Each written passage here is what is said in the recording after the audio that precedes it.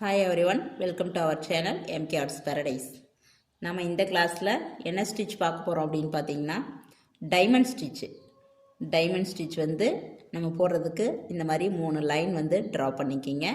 இந்த 3 line draw பண்ணதுக்கப்புறம் இதோட சென்டர் லைன் இருக்கு இல்லைங்களா, இந்த சென்டர் லைனில் இங்கேருந்து கொஞ்சம் தூரம் விட்டு ஒரு ட்ரையாங்கல் போடுற ஷேப்புக்கு நாம் வந்து ஸ்பேஸ் விடணும். அதாவது இங்கே பாருங்கள், இப்போ இந்த இடத்துல ஒரு முக்கோணம் போட்டால் எப்படி இருக்கும், இதோட ஷார்ப்பு கீழ்ப்பகுதியில் முடியணும். இந்த இடத்துல இப்படி ஃப்ளாட் ஆக்கிட்டு இந்த இடத்துல ஒரு முக்கோணம் போட்டால் எப்படி இருக்கும், இதே மாதிரியே தான் அடுத்தடுத்து முக்கோணமாக வரும்.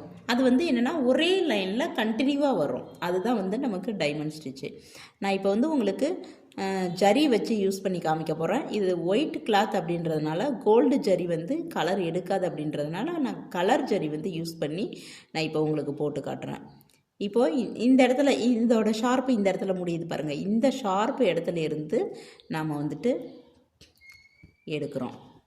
எடுக்கும்போது இந்த அண்ணன் நம்ம லாக் பண்ணிக்கிறோம். ஒரு சின்ன லாக் பண்ணிவிட்டு அதுக்கப்புறம் மட்டும் நம்ம ஸ்டிச் போடுவோம். லாக் பண்ணியாச்சு. அதுக்கு அடுத்தது பார்த்திங்கன்னா இங்கே பாருங்கள், இந்த லைனில் இந்த கீழ் லைனில் எடுத்துட்டு ஒரு சின்ன லாக் பண்ணிடுறோம். பண்ணிவிட்டு அடுத்தது இந்த சைடு மேல் சைடு உள்ள லைனில் பண்ணிவிட்டு லாக் எங்கே போடணுன்னு பார்த்திங்கன்னா மேல் சைடு போடணும் லாக்கு. இதில் வந்து கிராஸாக போகிற சைடே போட்டுட்டோம், ஆனால் இந்த இடத்துல மேல் சைடு போடணும். போட்டுட்டு இப்போது இந்த இடத்துல வந்து ஸ்டிச் பண்ணக்கூடாது. இதிலிருந்து சின்னதாக ஒரு கேப்பு, இந்த அளவுக்கு கேப்பு விட்டுட்டு இந்த இடத்துல நான் வந்து ஒரு ஸ்டிச்சு ஒரு லாக் போட்டுடுறேன். இப்போ இதுதான் ஒரு ஸ்டிச்சு, டைமண்டோட ஒரு ஸ்டிச்சு.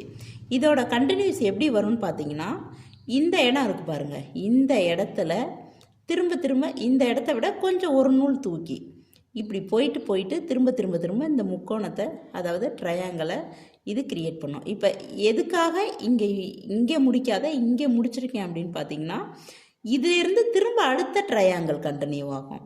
அதுக்காக இப்போ பாருங்கள், நான் வந்து மார்க் பண்ணலை, மார்க் பண்ணாமலேயே நான் வந்து குத்துமதிப்பாக போடுறேன்.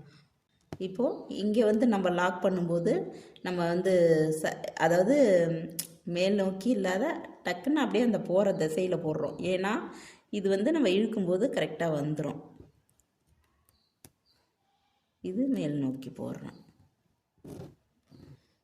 இவ்வளோ கேப் விடணும். விட்டுட்டு ஒரு சின்ன லாக் போட்டுக்கணும்.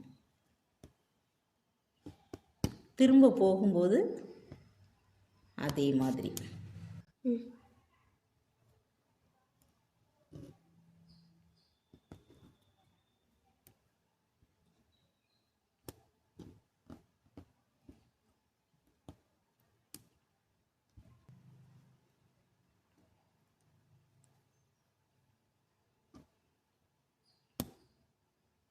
இந்த மாதிரி இழுக்க முடியல அப்படிங்கிறப்ப லைட்டாக கீழே இழுத்துட்டு லைட்டாக கொஞ்சம் மேலே இழுத்திங்கன்னா தான் உங்களுக்கு வந்து ஃப்ரீ வரும். இப்போ இதை தாண்டி இழுக்க முடியல, அங்கே ஸ்டக் ஆகிடுச்சு.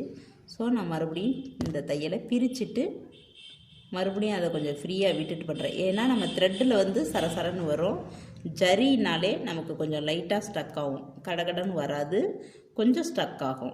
இதே நம்ம சில்க் த்ரெட் அப்படின்னா பிசுறு தான், நம்ம பிசுறு எடுக்காத பார்த்துக்கணுமே தவிர்த்து, பட் வந்து ஸ்மூத்தாக வரும். அதனால் எப்போவுமே உங்களுக்கு வந்து சில்க் த்ரெட்டு சாஃப்டாக வரும் உங்களுக்கு. இது வந்து நான் உங்களுக்கு ஜரியில் போட்டு கட்டுறேன். நீங்கள் வந்து ஜரியில் ஒரு லைனு, சில்க் த்ரெட்டில் ஒரு லைன் வந்து போட்டு காமிங்க. 2 டைம் போட்டு காமிங்க. இது ஜரின்னா கொஞ்சம் ஸ்டக் ஆகும் நம்ம இழுக்கும்போது. அதுவும் இது கலர் ஜரின்றதுனால அந்த நம்ம நார்மல் கோல்டு ஜரி அளவுக்கு ஸ்ட்ராங் இருக்காது. இது கொஞ்சம் மெலிசாக இருக்கும், கொஞ்சம் இழுத்தோம்னா பிச்சுக்கும். ஃபோக்கஸ் பண்ணிக்க போடணும். இங்கேயே நல்லா டைட் பண்ணிடணும். டைட் பண்ணிவிட்டு அதுக்கப்புறம் இழுக்கும்போது இப்போ பாருங்கள், இப்போ வந்து வராது. இவ்வளோதான். இது வந்து நான் வந்து ஒரு லைன் போட்டு காமிச்சிருக்கேன். இதை ஜரியில் நீங்கள் வந்து ஒரு லைன் போட்டு காமிங்க. நீங்கள் கலர் ஜரி தான் யூஸ் பண்ணணுன்றது கிடையாது, நீங்கள் கோல்டு ஜரியிலேயே யூஸ் பண்ணிக்கிங்க. அதுக்கு அடுத்தது ஒரு கான்ட்ராஸ்ட் கலரில் நீங்கள் த்ரெட் ஒர்க்காக இன்னொரு லைன் வந்து எனக்கு த்ரெட் ஒர்க்குலேயும் போட்டு காமிங்க. தேங்க்யூ.